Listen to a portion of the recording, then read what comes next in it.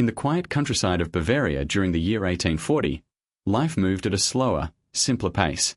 Rolling hills, dense forests, and tight-knit farming villages defined the landscape. But beneath the calm surface of this rural world lay a culture saturated with superstition, a society where unexplained occurrences were often attributed to curses, divine punishment, or the work of the devil. It was within this world, isolated yet deeply bound to religious belief, that one of the most macabre and disturbing medical mysteries of the 19th century would unfold. It began, as such tragedies often do, with the cry, or perhaps the silence, of newborn life. The birth took place in a dimly lit farmhouse, where a midwife, a few candles, and the strength of the mother were the only resources available. But this was no ordinary birth. As the midwife pulled the infants into the world, what she saw was unlike anything she, or the villagers, had ever witnessed. There were two children, but not in the way one might expect. They were bound together in a manner so strange, so unnatural, that the midwife dropped her tools in horror. The babies were neither fully two individuals nor one, but something in between. To those who beheld them for the first time, it seemed as though nature itself had created a cruel parody of life. Rumors spread quickly in small villages, and Bavaria was no exception. Within hours, whispers of monster children filled the community. Some claimed it was a punishment from God, others said the family had dabbled in dark practices, and still others insisted it was an omen of famine or death to come. In truth, the family at the center of this horror were simple farmers, ordinary people who could neither explain nor escape the spectacle that fate had thrust upon them. But the world around them demanded answers, and in an age when science was only beginning to scratch the surface of genetics and anatomy, those answers were often wrapped in superstition. The phrase that would later follow these children through history, the haunting description of half-lives, captured the essence of their condition. Neither boy could be considered fully alive on his own. Each seemed to rely on the other in ways that defied explanation. They breathed separately, and yet their survival appeared inexplicably tied. One's weakness was mirrored in the other, as though they were bound not just by flesh, but by a deeper, shared existence. Were they two souls trapped in one broken vessel? Or were they one life, grotesquely split into two incomplete beings? These questions did not just haunt the parents, they fascinated and disturbed everyone who came into contact with the twins. At the time, Bavaria was slowly stepping into the modern world of medicine, but it was still chained to archaic beliefs. Anatomical theaters existed in cities. Medical schools had begun to experiment with dissection and cataloguing human abnormalities, yet the countryside remained steeped in fear and folklore. A child born with any deformity could be seen as a bad omen, but twins fused together at birth, living, breathing, and visibly dependent on one another, was beyond comprehension. And in this cultural setting, the twins' survival was itself shocking. Most expected them to perish within hours or days, yet they clung to life stubbornly, existing in a fragile state that blurred the line between miracle and curse. The story of the Bavarian twins is not just about their strange biology. It is about how their existence reflected the fears, ignorance, and cruelty of the time. It is about how families struggled with shame and secrecy, about how doctors and scientists turned human suffering into spectacle, and about how deeply unsettling genetic and developmental mysteries can be, even today. Their short lives would open doors into medical discussions that had never been considered before, while at the same time trapping them in the role of curiosities, objects to be observed, whispered about, and exploited. To understand the horror of their story, we must begin with the world in which they were born, a world where the line between science and superstition was thin, and where tragedy often became legend.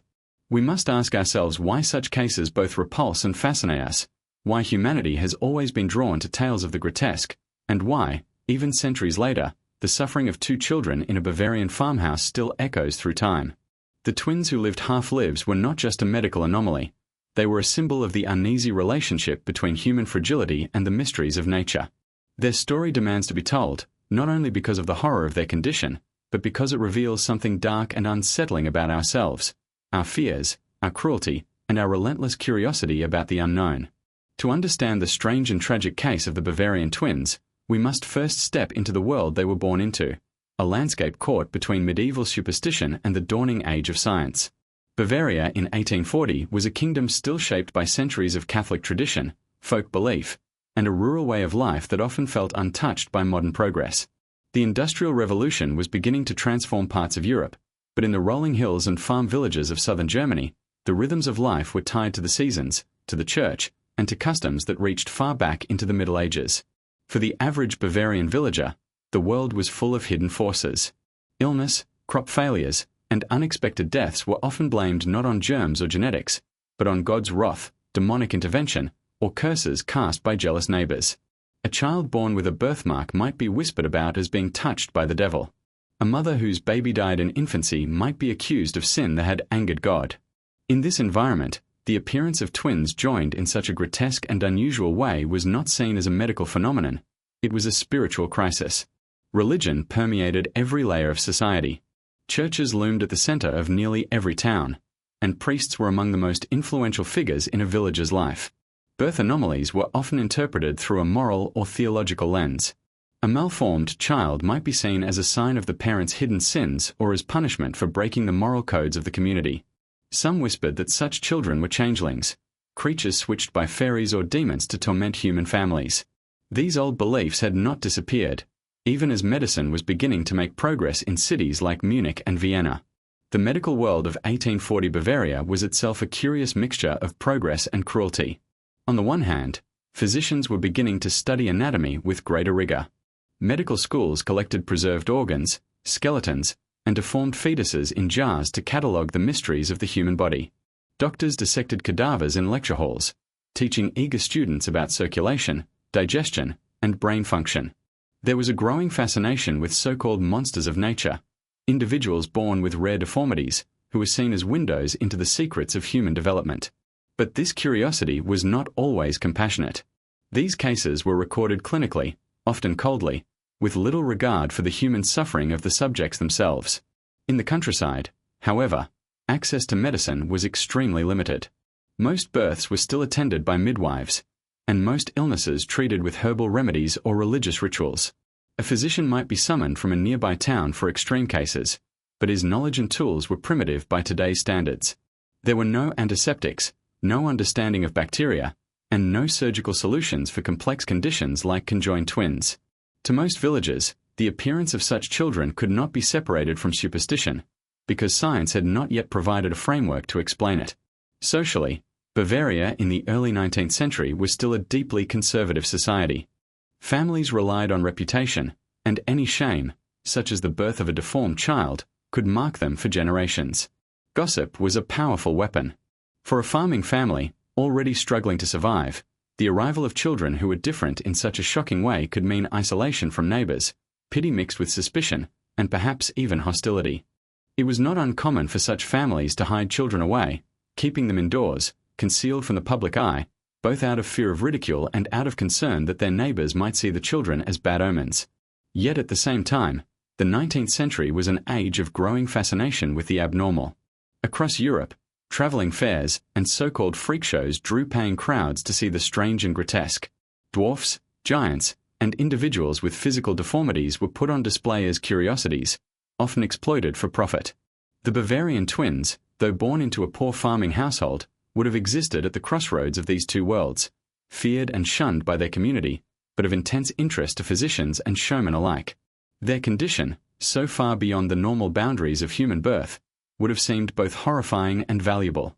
In the larger context of 1840, the world was still grappling with unanswered questions about human development. Darwin had not yet published his Origin of Species. That would come in 1859. Genetics, as we understand it today, did not exist. Gregor Mendel, the Austrian monk who would later uncover the laws of heredity by studying peas, was still a teenager. The very idea that traits, diseases, and deformities could be passed through generations was barely forming. To the doctors of the time, the Bavarian twins would not have been a genetic case. They would have been labeled a monstrosity of birth, something to be documented but not truly explained. This mixture of superstition, religion, and early science created an environment of profound tension. For the villagers, the twins represented danger, a reminder that nature could produce horrors beyond human understanding. For the church, they might have symbolized divine mystery, a test of faith, or a punishment for hidden sins. For doctors, they were an opportunity, a living example of anatomy gone awry, a chance to study what textbooks could not describe. For the family, they were simply children, fragile, dependent, and a source of both love and unbearable shame. It was in this shadowy intersection of fear and fascination that the story of the Bavarian twins took root. They were born at a time when to be different was to be damned, when science had no answers, and when suffering was often turned into spectacle. Their lives would reflect not only their own tragic biology but also the darkness of the society around them, a society unprepared to deal with their existence except through fear, secrecy, and exploitation. This was Bavaria in 1840, a place where science was beginning to ask questions but religion still dictated the answers, where human anomalies could be both hidden away in shame and paraded before crowds, and where two children, bound together in life, would soon become both a family's greatest burden and a community's darkest legend. The story of the Bavarian twins truly begins on a cold night in the spring of 1840. The farmhouse where they were delivered sat on the edge of a small village, its wooden beams groaning under the weight of years, its walls thick with the smoke of cooking fires. Inside, the mother labored in pain, attended not by doctors but by a midwife, her experience drawn from generations of women who had helped bring life into the world with nothing more than instinct, prayer, and a few crude tools. The father paced outside the bedroom door, muttering quiet prayers under his breath, aware that childbirth was as dangerous as it was sacred. Death in childbirth was a grim possibility, and he knew he could lose his wife as easily as he could gain a child. But what emerged that night was something no prayer could prepare them for. The mother's cries filled the room, the midwife urging her on, sweat beading across her forehead as she struggled with what seemed like a difficult delivery. When at last the children came into the world, the midwife froze in horror. 2 infants, yet not 2. Their bodies were bound together, fused in a way that made it impossible to separate one from the other. The room fell into silence except for the faint, ragged cries of the newborns, cries that did not sound entirely in harmony, as though one voice carried strength and the other barely clung to life. The mother, exhausted and delirious from the ordeal, demanded to see her children. When the midwife hesitated, clutching them to her chest as if she could shield herself from the grotesque reality, the father stormed into the room. What he saw caused him to stagger backward, his hand trembling as he crossed himself. 2 small heads, their faces distinct, yet their bodies twisted together in a way that seemed unnatural. Whether they were joined at the torso, sharing limbs or organs, or whether one twin was smaller, dependent on the other like a living parasite, is lost to history. But the effect was undeniable. They were both children, and yet neither was complete. The midwife, shaken, whispered that such births were omens, signs of sin or curses. Some said twins themselves carried supernatural significance, but conjoined or malformed twins were worse than an omen. They were seen as a warning. She urged the family to keep the matter quiet, to baptize the children quickly before God's judgment fell upon the household. The father, torn between faith and despair, agreed. Within hours, the village priest was summoned under cover of darkness. His face was pale as he poured holy water over the infants, mumbling prayers more out of fear than hope, as though he were unsure if these creatures truly had souls to save. But news, as it always does in small communities, spread faster than secrets could be kept. By morning, whispers filled the village square. Some said the children had 2 heads but only 1 body. Others claimed one child was whole while the other dangled from its side, feeding like a leech. Still others insisted the mother had consorted with demons. Whatever the truth of their physical form, the effect on the community was the same: horror, suspicion, and fascination. For the parents, the days that followed were a blur of confusion and dread. The twins were fragile, their survival uncertain. The mother, despite her exhaustion, tried to nurse them, but feeding was difficult. If one latched to her breast, the other would choke or cry in distress. Their breathing was irregular, sometimes in sync, sometimes not, as if their bodies could not decide whether they were 2 or 1. At times, one child would cry out, and the other would fall silent, eyes wide, as though listening to a voice only he could hear. Neighbors who caught glimpses through the window swore the infant seemed to share a single consciousness, that when one closed his eyes, the other's gaze became vacant. The father, desperate to protect his family's reputation, tried to keep visitors away. He instructed the older children to say nothing, threatened the midwife into silence, and pleaded with the priest not to mention the birth in his sermons. But the more they tried to conceal the twins, the more curiosity grew. Some villagers gathered at night outside the farmhouse, straining to hear the sound of the infants. Others whispered of burying them alive, of sparing the family and the village the wrath of God by removing the abomination altogether. It was a terrifying time for the parents, torn between their love for their children and their fear of the community's judgment. What made the birth so shocking was not only the grotesque form of the twins, but the fact that they lived.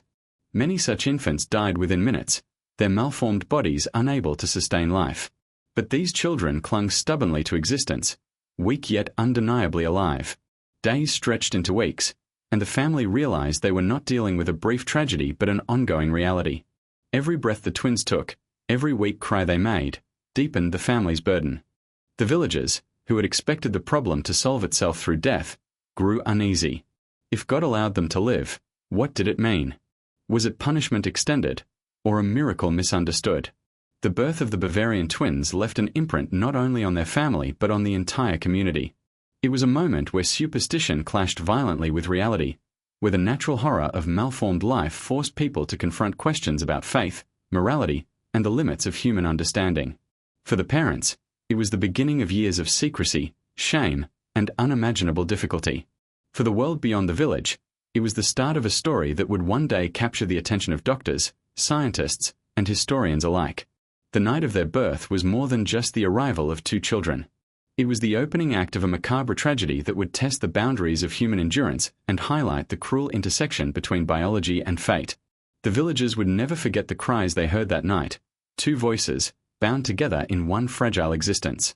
And the parents would never forget the moment when hope for a new life gave way to horror at the sight of their children. Children who seemed destined never to live full lives, but only half-lives, trapped in a cruel and unnatural bond. The phrase that would come to define the Bavarian twins, the unsettling idea that they lived half-lives, was not one born of poetry, but of desperation.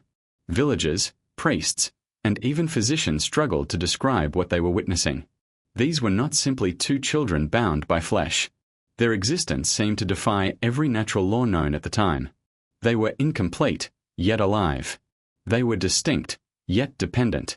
The unsettling truth was this: neither child could survive without the other, and even together, they seemed to exist only in fragments, as though life itself had been cruelly divided between them. In the mid-19th century, there was no vocabulary for what we would today call conjoined twins, parasitic twins, or genetic anomalies. The language available was moral, religious, or folkloric. Doctors called such births monstrosities of nature. Priests spoke of punishment, sin, or divine mystery. Villagers whispered words like curse and demon spawn. But underneath these labels was a recognition that these children represented something deeply unsettling, the possibility that life could be incomplete, a shadow of itself. When observers said the twins lived half-lives, they were speaking not only of their shared body but of the eerie way their existence played out day by day. When one child ate, the other weakened, as if food and strength were never fully theirs alone. When one cried, the other sometimes fell silent, his eyes staring as though he were drained of energy. There were reports, whether exaggerated by fear or faithfully recorded, that when one twin slept, the other remained restless, eyes open, twitching, unable to surrender to rest. Their rhythms of life were never fully aligned, leaving the impression that each was only half alive at any given time, borrowing from the other in a fragile balance. From a modern perspective, we can look back with more precise scientific explanations. One possibility is that they were true conjoined twins, sharing vital organs, perhaps a liver, a circulatory system, or even parts of the digestive tract. Such cases are rare but documented, and survival in the 19th century without surgical intervention would have been extraordinarily difficult. Another possibility is parasitic twinning, where one twin is underdeveloped and entirely dependent on the other, sometimes reduced to a mass of tissue or partially formed limbs. In this scenario, the host twin carries the burden of sustaining life for both. In either case, the phrase half-lives captures the essence of their condition. They were never two complete individuals, but rather one compromised existence split in two. Yet science alone cannot capture the way people of the time perceived them. In a world still dominated by faith and superstition, the twins became symbols of broken creation. To the villagers, they represented the fragility of humanity, a reminder that God could, at any moment, allow nature to twist into horror. To the parents, they were both beloved and terrifying, innocent children and yet a daily reminder of something gone terribly wrong in the act of creation. And to the doctors who heard of them, they were a living puzzle, a chance to glimpse secrets of human development that had never before been studied in such stark form. The term half-lives also reflected the cruel social reality imposed upon the twins. They were denied the chance to live like other children, running through fields, playing in the village, forging friendships. They could not be carried to church without stairs, nor allowed into public without whispers and recoiling faces. Their parents, ashamed yet unwilling to abandon them, kept them hidden for much of their early years. Their world was reduced to a small farmhouse, their lives halved not only by biology but by isolation. They lived not as full members of their community, but as shadows, existing in secrecy, seen by few and pitied by fewer. In medical texts of the time, there was often an almost voyeuristic fascination with such cases. Physicians would sketch, dissect, and theorize, but rarely did they consider the human experience of those they studied. For the Bavarian twins, this meant that their suffering could be reduced to a case study, their humanity overshadowed by the grotesque curiosity of their form. The cold scientific gaze saw them as an example of nature's error, not as children who laughed, cried, or clung to their mother's hand. This dehumanization was, in its own way, another form of half-life, never fully recognized as human, never fully seen beyond their anomaly. Perhaps the most haunting aspect of the twins' condition was the way their lives were intertwined. When one fell ill, the other weakened, almost immediately. If one showed signs of fever, the other's strength seemed to fade, as though their bodies were locked in a cruel symmetry. Death, when it came, would not be an individual fate but a shared collapse. They were bound together not just physically, but in every measure of existence. Neither could imagine life apart, and neither could truly live fully together. The tragedy of their half-lives lies in this paradox. They were both one and two, both alive and dying, both miracle and curse. Their condition forced those around them to confront uncomfortable truths about the fragility of life and the limits of human understanding. Even today, with advanced genetics and embryology, their case would stand as a chilling example of nature's unpredictability. In 1840, it was nothing short of terrifying. To the villagers, the children's survival seemed almost supernatural. To the doctors, it was a mystery worth documenting.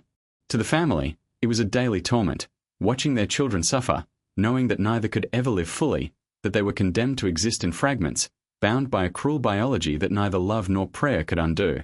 The Bavarian twins did not live whole lives. They lived half-lives, suspended between existence and oblivion, their story destined to be remembered not only for its medical oddity but for the haunting metaphor it embodied, that sometimes life itself can be divided, incomplete, and unbearably fragile. As the months turned into years, the Bavarian twins defied the expectations of both their family and their community. Many had predicted they would perish within days of birth, their fragile bodies unable to sustain such a cruel and unnatural bond. But the children lived. They grew, albeit slowly, their lives marked by constant weakness, strange rhythms of health and sickness, and the ever-present shadow of fear. Yet their survival brought no relief to their family. Instead, it created a new kind of torment, the burden of secrecy. The farmhouse became their entire world. Their parents, terrified of gossip and condemnation, kept them hidden from the prying eyes of neighbors. Curtains were drawn tight, visits from outsiders minimized, and the older siblings sworn to silence. The twins rarely, if ever, saw the open fields or played in the village lanes. They were prisoners not only of their fused bodies but of the shame and suspicion that surrounded them. What little light entered their lives came through cracks in the shutters, flickers of sun they could glimpse but never fully touch. For the mother, secrecy was both protection and punishment. She loved her children, but each day she saw in their faces the weight of her community's judgment. Whispers from villagers reached her ears. God has cursed that family. They should not keep such monsters alive. The words stung, but they also fueled her determination to shield the twins.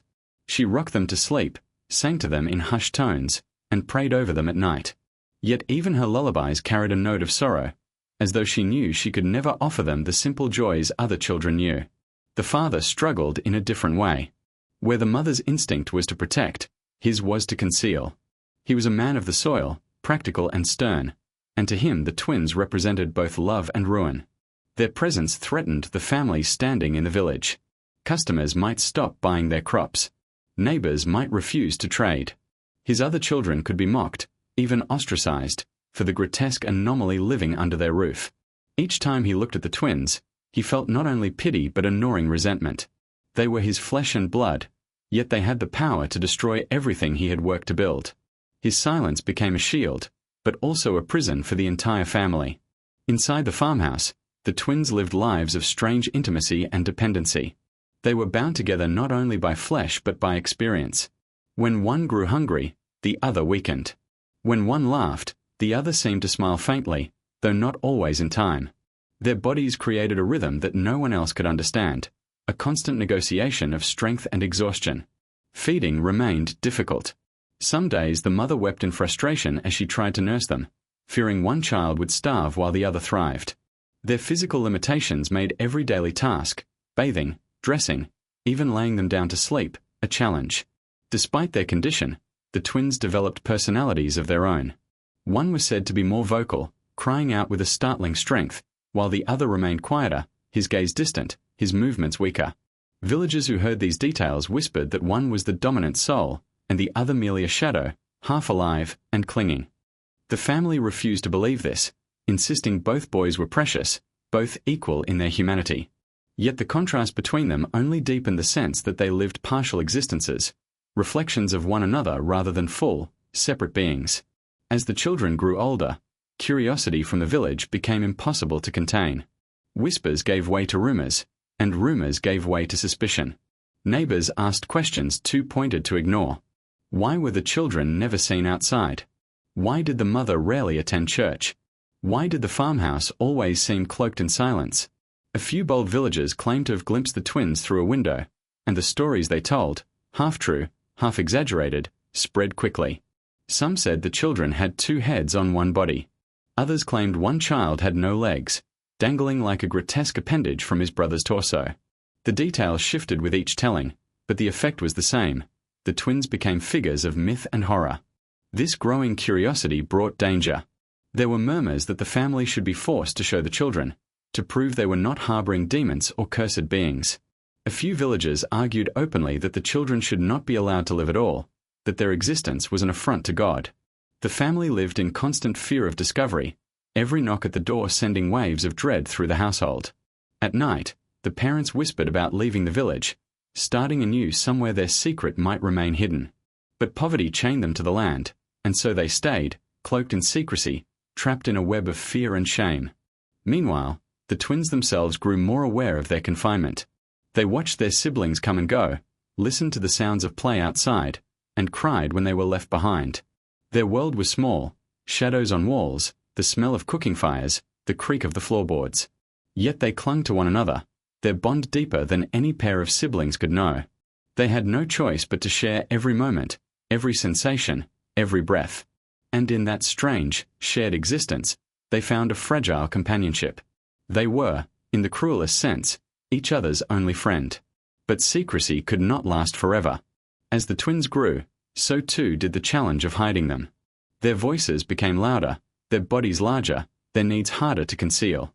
The family knew that eventually the outside world would demand answers, that doctors, or priests, or officials would come knocking. And when that day arrived, secrecy would give way to exposure, and the fragile shield that had protected the twins would shatter. For now, though, they lived in the shadows of their farmhouse, half hidden, half forgotten, their lives shaped not by choice but by fear. They grew older, but not freer. They survived, but not fully. Like everything about them, their childhood was not whole. It was a half-life, marked by secrecy, sorrow, and the ever-present sense that the world beyond their walls would never accept them as they were. By the late 1840s, secrecy was no longer an option. Word of the Bavarian twins had spread too far, whispered from farmhouse to marketplace, from tavern to church pew. The rumors carried an irresistible allure, and soon enough they reached the ears of men whose curiosity outweighed compassion, doctors, traveling scholars, and self-styled natural philosophers. In an age when science was transforming rapidly yet still bound by superstition, children such as these were not only pitied but prized as subjects of study, specimens of nature's cruel experiments. And so, the time inevitably came when the family's fragile walls of secrecy were breached, and the twins were placed under the cold gaze of medical examination. The arrival of physicians was not gentle. They did not come as healers or protectors, but as investigators. For them, the twins represented a once-in-a-lifetime opportunity to observe, dissect with words, and publish findings that might bring notoriety. Their visits began with hushed conversation in the farmhouse kitchen, where the parents, hesitant and fearful, were persuaded that examination was necessary for the children's well-being. In truth, little thought was given to well-being. What mattered was the marvel, the anomaly, the chance to peer into the mysteries of flesh. When the doctors first laid eyes on the boys, they did not see children. They saw a living riddle. One was slightly larger, his eyes alert and voice stronger. The other was paler, his movements weaker, as though tethered to life by the thinnest of threads. Joined at the side, their torsos fused in a way that seemed impossible to unravel, they stood as both brothers and one body, an image that unsettled even the most clinical observer. To those present, it was as though God had begun to sculpt two lives but had stopped midway, leaving behind a grotesque compromise. The examinations were invasive. Fingers prodded at the seams of their bodies, tracing where bone met bone, where flesh seemed to twist unnaturally. Instruments of the era, crude calipers, measuring tapes, even weights, were applied without consideration for pain. The twins cried out, yet their distress was recorded in notebooks as mere data points. Upon pressure, one cries while the other remains silent. Circulation appears to affect both simultaneously. These were not the cries of children to the physicians. They were evidence, clues in a puzzle of nature. What fascinated the doctors most was the question of dependency. Could one live if the other perished? Could the stronger survive the death of the weaker? These questions were spoken not in whispers but openly, sometimes in front of the parents. The very idea chilled the farmhouse air, for the family knew what such speculation implied, that the children were already being considered as curiosities for dissection, their continued existence viewed less as lives than as opportunities for study. The examinations often attracted more than just physicians. Local officials, clergy, and even curious villagers sought entry, each wishing to see the half-children for themselves. What had begun as medical investigations soon became spectacle. The boys were undressed, displayed, and scrutinized, their bodies becoming a stage upon which science and superstition collided. To some, they were proof of divine punishment, evidence of sin-made flesh. To others, they were wonders of nature, rare and fascinating specimens that blurred the line between humanity and monstrosity. The twins, too young to understand, endured these intrusions with the only defense they had, clutching each other, faces pressed close, seeking comfort in the bond that no one could sever. For the physicians, however, the case was not merely about the twins themselves but about what they represented. The mid-19th century was a time of furious debate over the nature of life, the boundaries of the human body, and the very idea of the soul. Conjoined twins forced unsettling questions. Did they share one soul, or did each possess their own? If one died, would the other's soul linger, half torn from existence? Religious authorities wrestled with these questions, sometimes turning to scripture for answers, other times deferring to medical men who, in their zeal for rationality, only deepened the mystery. In their reports, the doctors described the twins clinically, often cruelly. They spoke of malformation, incomplete separation, and life by accident. The boys' laughter, their cries, even their attempts at play were noted only as curiosities. Rarely did the notes reflect the humanity of the children, only their deviation from the norm. It was as though their existence could not be acknowledged outside the framework of medical abnormality. To the family, these words cut deep. To love the twins was to see them as sons. To the world, they were merely a case study. Some doctors suggested surgery, though not with genuine hope of success. In the 1840s, surgical separation was unimaginable, an undertaking so dangerous it was tantamount to a death sentence. Yet the idea lingered, not out of compassion but out of curiosity. Could the boys be divided? Could nature's mistake be corrected by human hands? The parents recoiled at the thought, horrified by the suggestion. For them, the children were whole in their own strange way. To cut them apart would be to destroy them entirely. As examinations continued, the twins grew weaker. The stress of endless prodding, coupled with the emotional toll of exposure, wore on their fragile bodies. Illness struck often, and each bout of fever or infection raised new fears. Would one slip away? And if so, what would happen to the other? The doctors themselves seemed eager for such an event, waiting with morbid anticipation to see if their theories of dependency would be proven correct. In hushed tones, they spoke of autopsies, of dissections that might reveal answers hidden beneath the skin. In the village, meanwhile, the story of the twins transformed. They were no longer merely whispered about, they were discussed openly, their condition exaggerated, their humanity eroded by rumor. Some called them omens of famine or plague. Others claimed the family had consorted with dark forces. A few even demanded that the church intervene, that the boys be baptized publicly to cleanse their supposed curse.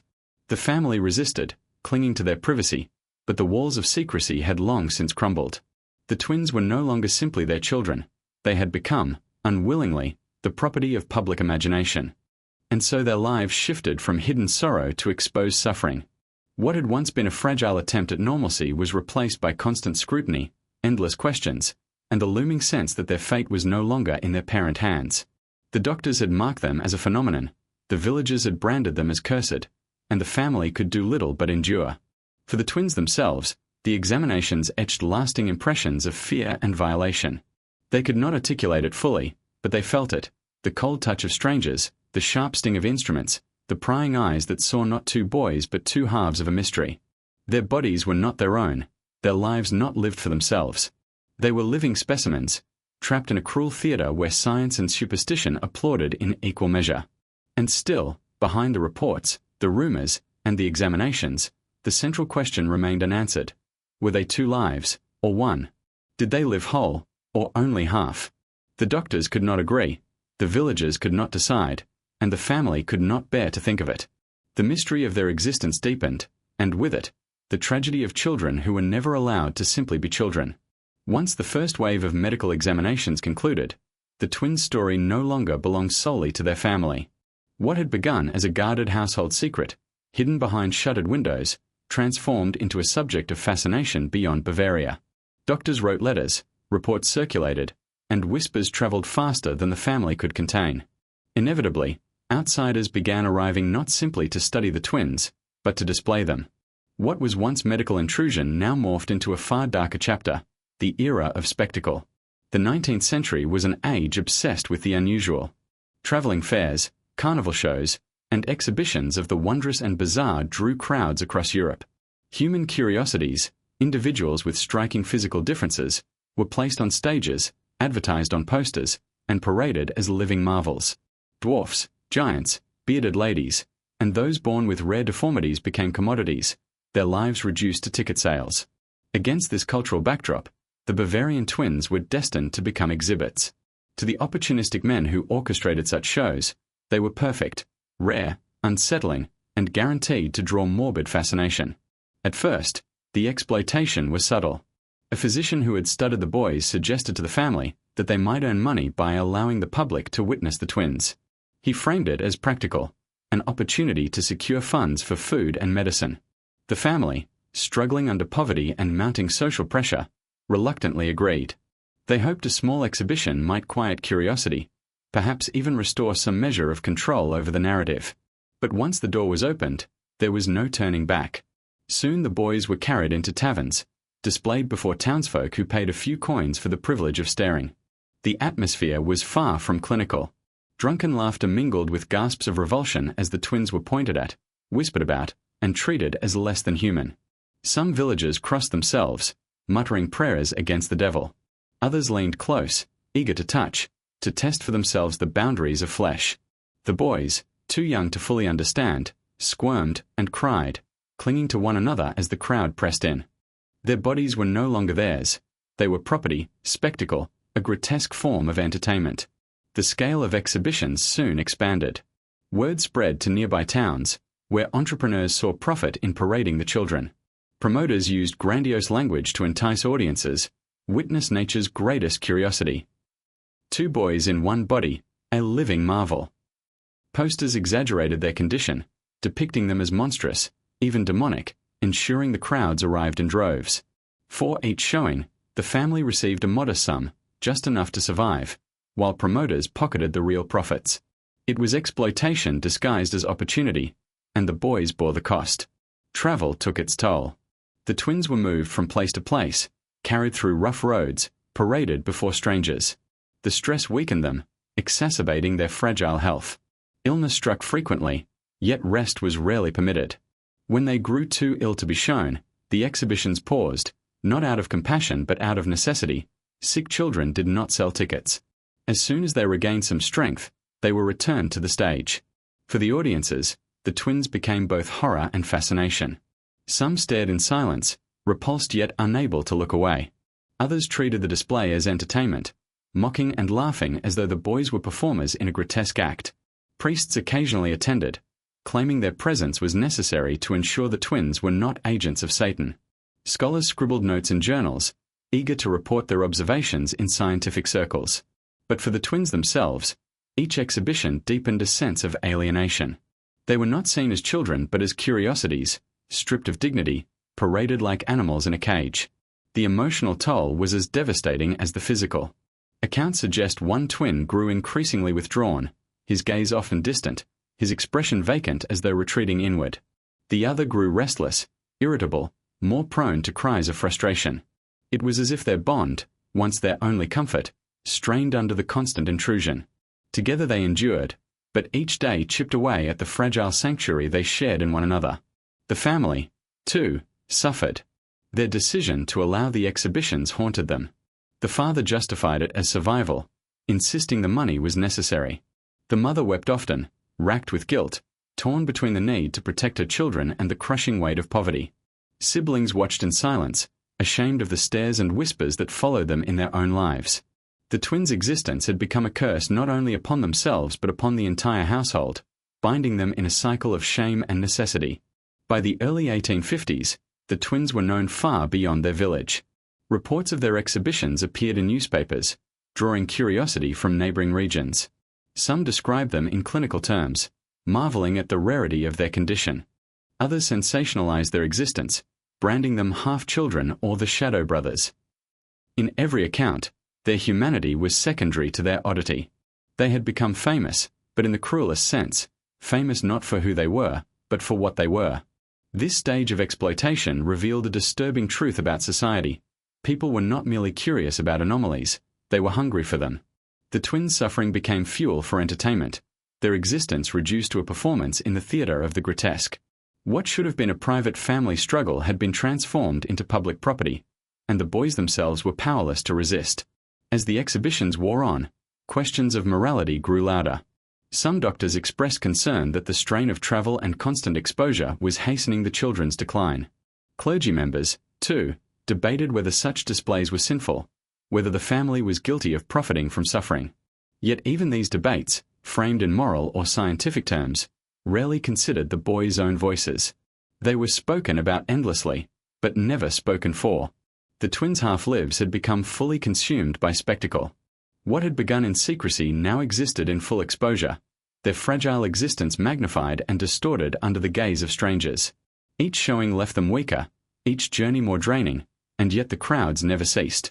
Their lives had been turned into currency, and like currency, they were spent, little by little, until little remained. And still, the central question persisted, the one that haunted both doctors and spectators alike. Were these two children truly living two lives, or only one? Did each possess his own will, or were they bound in such a way that one was merely the extension of the other? The more the world watched, the less clear the answer became. Their half-lives remained a mystery, one that no exhibition could solve, and one that would soon take a darker turn as decline and death crept closer. The years of secrecy, followed by relentless medical intrusion and public exploitation, took a toll that could not be reversed.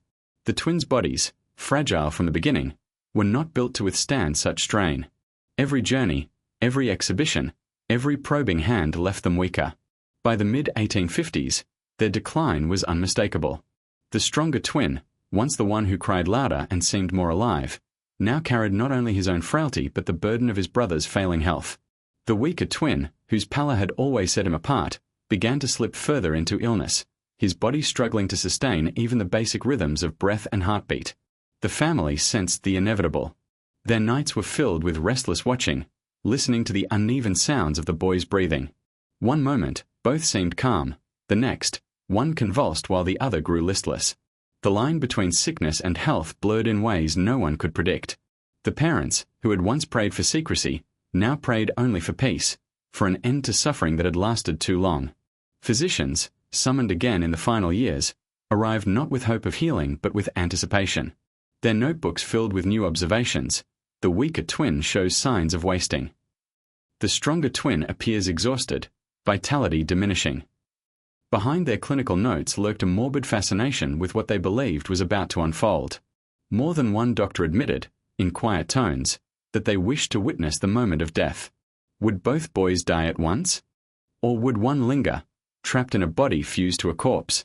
The questions were ghastly, yet to 19th century medicine, they were irresistible. In one particularly chilling account, A physician insisted the boys be kept under watch during their final illness.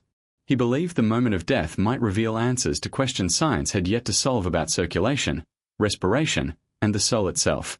To him, the children's suffering was not tragedy but opportunity. The family, powerless and poor, allowed the intrusion. They had no strength left to resist. The end came slowly, marked by a series of fevers that racked their bodies. At times, both seemed to rally, their cries echoing faintly through the farmhouse. But the reprieve never lasted. The weaker twin's chest began to cave inward with each breath, his eyes glassy and unfocused. His brother, bound to him by flesh and life, cried out more often, as though instinctively aware that he was being dragged toward the abyss alongside him. The farmhouse grew heavy with dread. Neighbors, emboldened by the certainty that the boy's time was short, gathered outside the home. Some claimed they wished to pray. Others admitted, with disturbing honesty, that they wanted to witness the moment. The family barred the doors, but rumors swirled nonetheless. In taverns, men bet on how long one would survive the other. In church, whispers spoke of divine punishment, of a curse finally running its course. What should have been an intimate, sorrowful passing became yet another public spectacle, even if the crowd was forced to wait outside. The moment itself was as horrifying as the doctors had anticipated. The weaker twin succumbed first. His breathing slowed, faltered, and then ceased. His body went limp, eyes half open, lips pale. For an instant, silence fell over the farmhouse, broken only by the ragged cries of his surviving brother. Then came the question the doctors had been waiting for. Would the stronger twin live on? For a brief time, it seemed he might. His chest rose and fell, his cries filled the air, and he turned his face toward his lifeless brother as though seeking to rouse him. But the connection between them was not merely physical, it was vital. Within hours, his strength waned. His cries grew softer, his body weaker. Some witnesses claimed he seemed to realize what was happening, that his sobs took on the tone of despair rather than pain. Within the span of a day, he too had passed, his half-life extinguished alongside the other. The physicians documented every moment with disturbing precision. One report described the sequence coldly. At the expiration of the weaker twin, the stronger survived for less than 12 hours before succumbing to exhaustion. For them, it was a conclusion to years of speculation, an answer to the morbid question of whether one could live without the other. The answer was clear: they could not. Bound in life, they were bound in death. The family, meanwhile, was shattered. Their grief was compounded by exhaustion and by the unwelcome presence of doctors who treated the death as discovery rather than tragedy. The mother wept over the small, joined bodies, stroking their faces as though trying to erase the suffering etched into their features. The father stood silent, his grief hidden behind the grim mask of a man who had lost not only sons but years of dignity and peace. The siblings, too, mourned quietly, caught between sorrow and relief that the boy's suffering had finally ended. But even in death, the twins were denied peace. Their bodies, instead of being laid to rest in quiet burial, became objects of scientific desire. Physicians petitioned to perform autopsies, insisting it was their duty to learn from the case. Some even argued the children's legacy would be greater if their remains were preserved, displayed for future generations of medical students. The family resisted, but their resistance was weak against the authority of science and the lure of money. In the end, the boys' bodies were dissected, their lives stripped down to anatomy and notes, their humanity erased once more in the name of knowledge. The results of these dissections were circulated in medical journals, discussed in universities, and cited as evidence of the strange mysteries of human development. To the scientific world, the twins were no longer suffering children but data, case studies, curiosities preserved in ink and memory.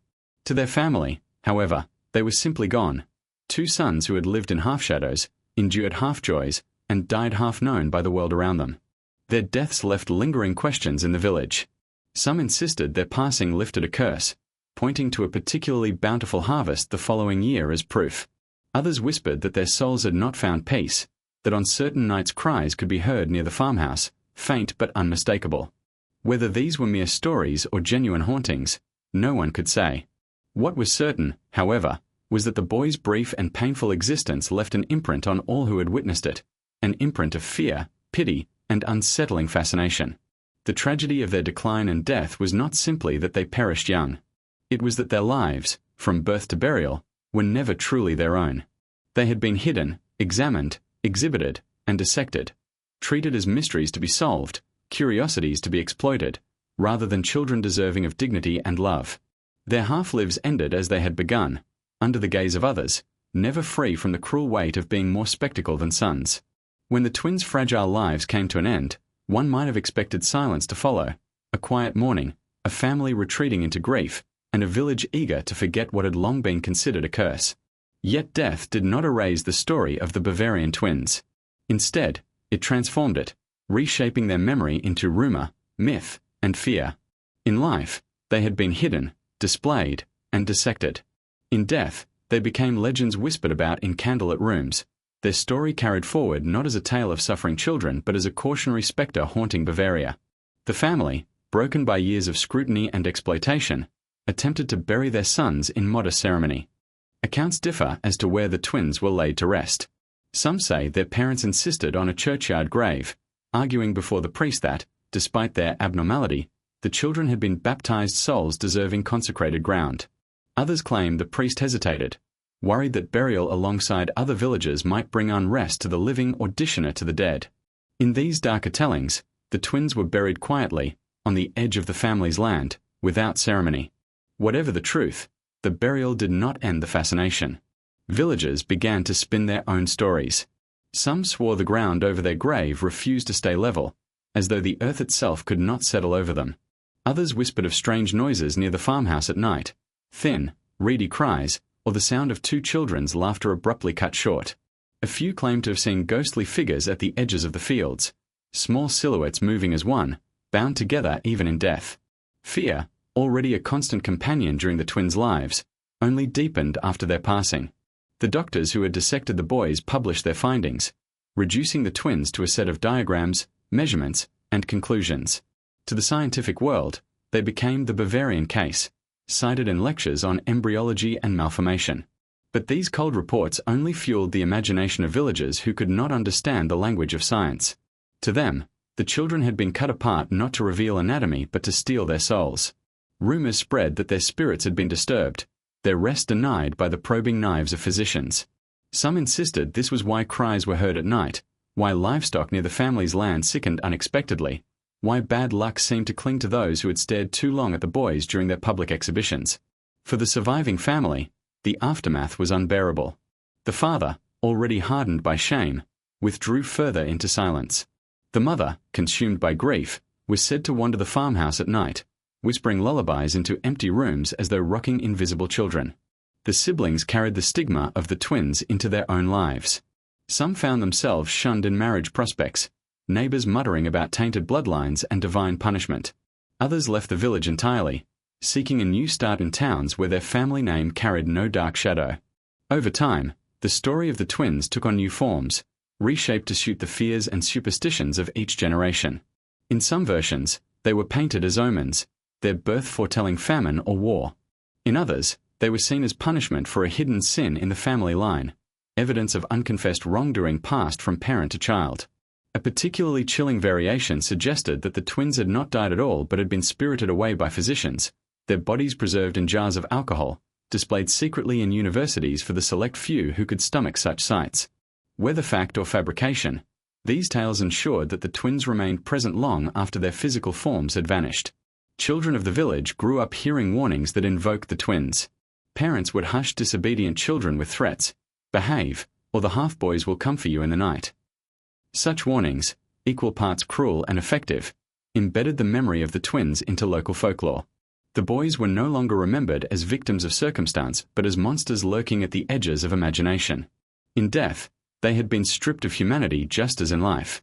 And yet, not all remembered them with fear. A handful of older villagers, those who had glimpsed the boys privately or heard the mother's lullabies, spoke quietly of their innocence.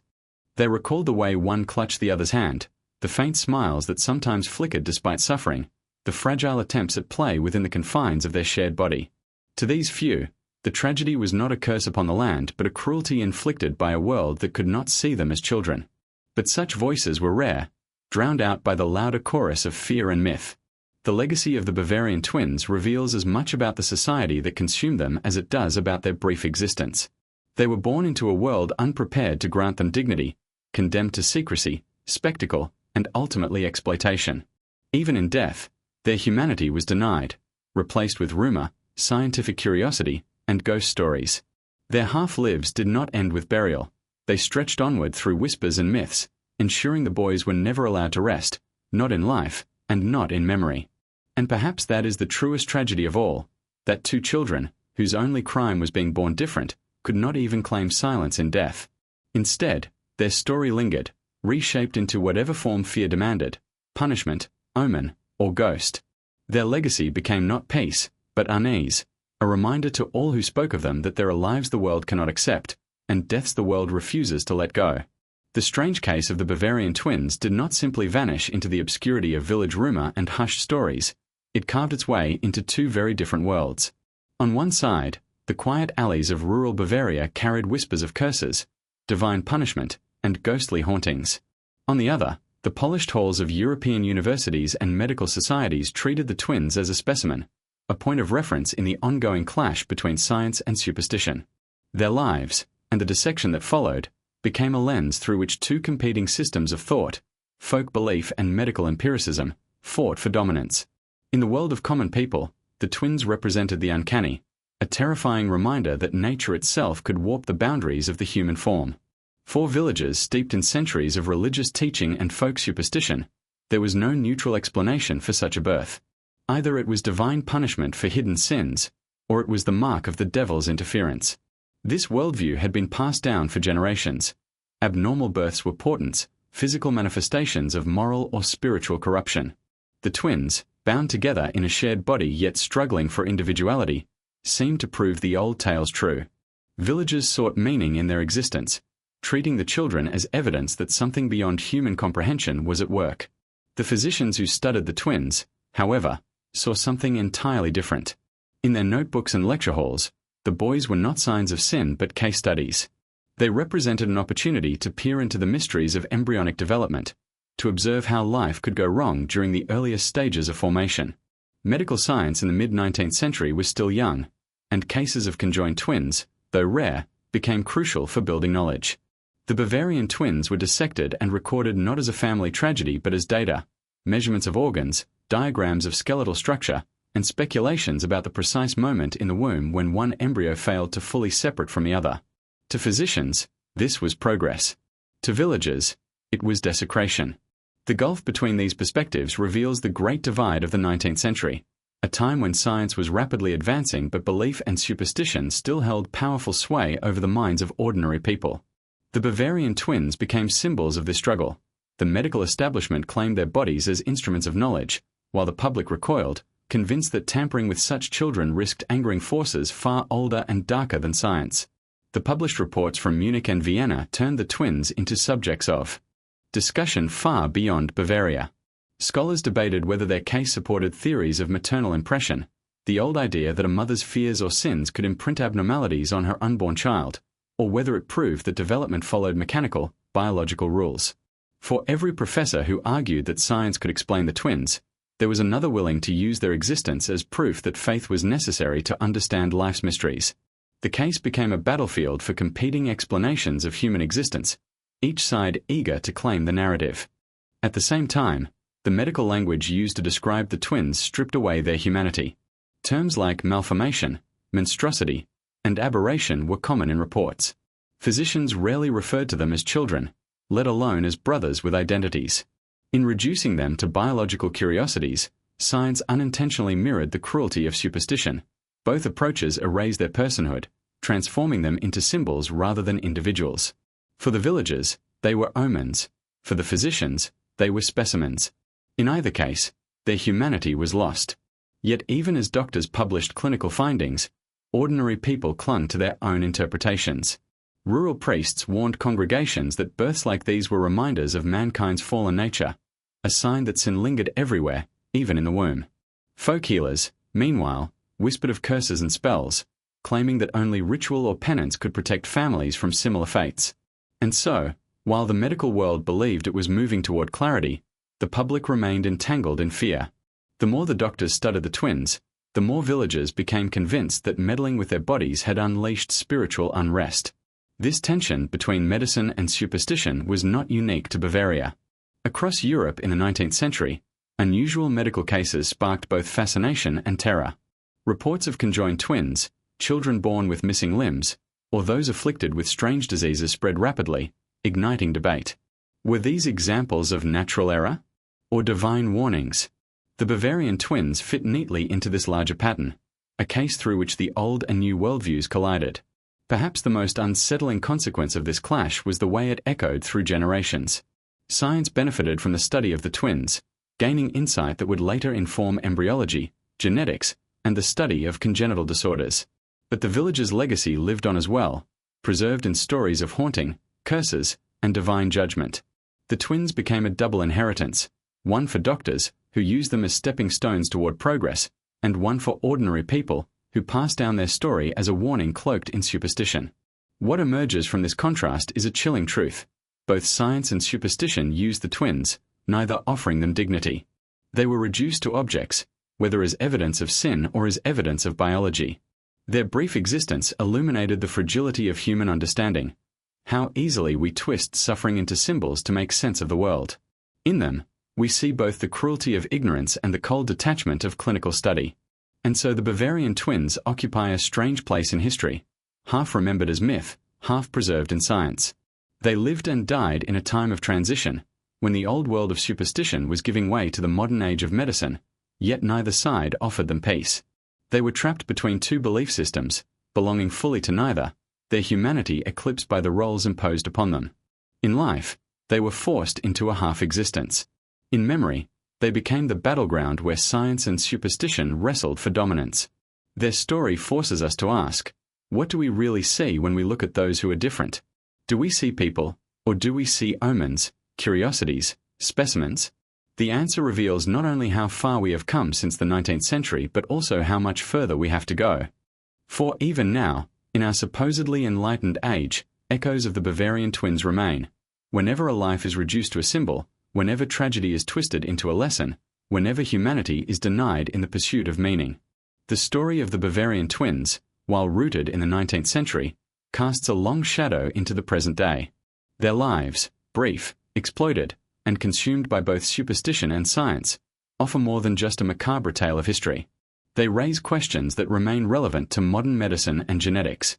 At its heart, their story is not only about two children trapped in a half-life, but also about the choices society made around them, choices of dignity, exploitation, and the boundaries of scientific inquiry. These same dilemmas echo in our time, though the language has changed, and the stakes have grown even higher. In the 1840s, medicine was still in its infancy. Concepts like genetics, DNA, and embryonic development were unknown. Doctors could describe the structure of the twins' bodies but not the mechanisms that had led to their condition. They speculated, theorized, and drew diagrams, believing they were moving closer to understanding the mystery of malformation. Today, we know that conjoined twinning occurs during the earliest days of embryonic development, when a fertilized egg only partially splits, leaving two individuals fused. Science has replaced speculation with explanation. But this does not mean the ethical questions have disappeared. If anything, they have multiplied. With the rise of modern genetics and technologies like CRISPR, in vitro fertilization, and prenatal screening, doctors can now identify abnormalities before a child is born.